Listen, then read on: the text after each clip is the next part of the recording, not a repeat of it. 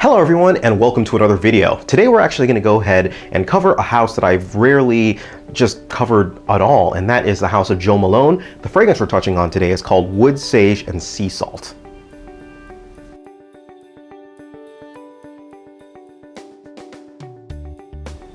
Now this scent was released in roughly 2014.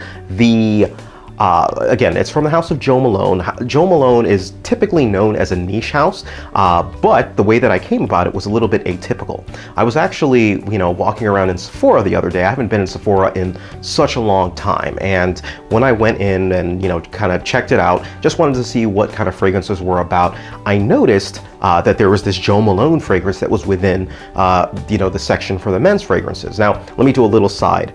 The Joe Malone is more known for fragrances that are geared toward women. I've actually purchased quite a few Joe Malone fragrances, none that I've actually kept, but they were specifically for my aunt, who really loves a bunch of these Joe Malone fragrances that are out there. So I used to have this hookup where I could purchase Joe Malone fragrances for straight up half off, and that was from Bergdorf Goodman. Anyways, through that, lens, if you will, is why it surprised me to see it at Sephora. I was not expecting a Joe Malone fragrances at Sephora, but there it was. So I figured, maybe there's something to it. Let me go ahead and check it out. So picked it up, sprayed it on, and it surprised me immediately. Why did it surprise me? Well, Wood Sage and Sea Salt. When I hear that, I was expecting something a little bit on the rougher side for the sea fragrances. Sea fragrances and fragrances that use salt generally tend to be a little bit more gritty, if you will.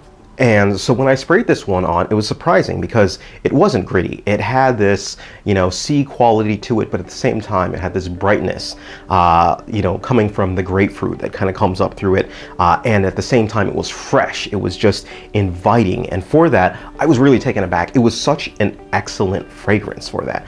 And I gotta say, I immediately got a big sample for it and, brought it back because I figured, time to go ahead and test this out. Let's go ahead and, kind of go through it.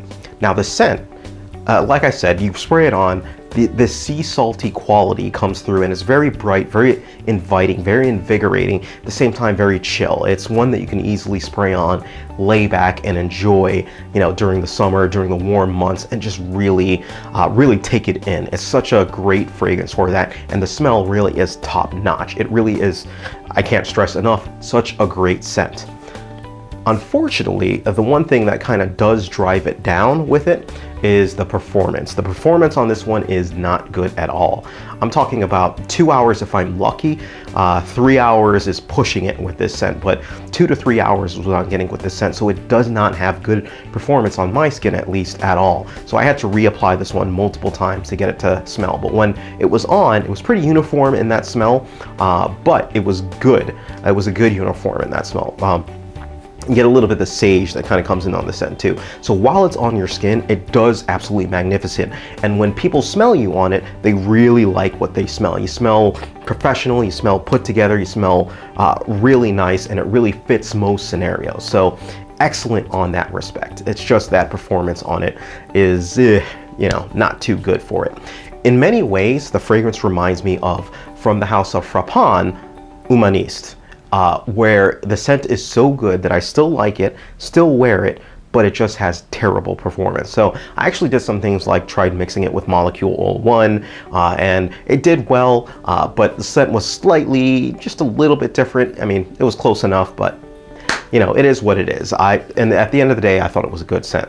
So I'm gonna go ahead and give this fragrance a rating. I'm gonna give this fragrance a rating 4 out of 5 stars. Now, it's losing a full mark, if you will, because of that performance, and that's really the major downfall in the hit for this. It's priced reasonably. You can pick up, if you're going to go ahead and pay retail, you can actually pick up for $70 the 30 milliliters, which is roughly what you're going to pay for a standard designer fragrance. You're not going to get as much of the juice, but it's there basically. If you want the 100 milliliter, you're going to pay about $140, I think, or something like that. So it can get up there in price if you want to go for the higher bottle, but it is definitely affordable if you stick to the lower end or the lower bottle for it.